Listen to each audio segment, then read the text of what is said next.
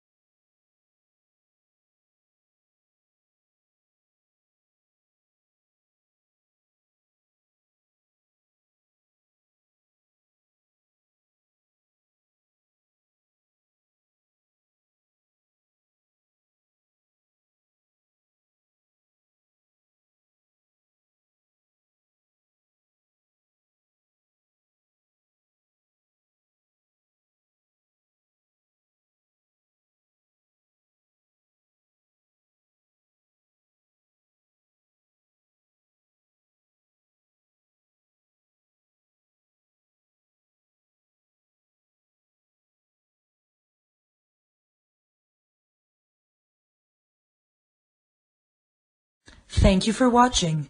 If you liked what you saw in this video, go ahead and subscribe to my YouTube channel. If you have any questions or suggestions, head down to the comment section and let me know.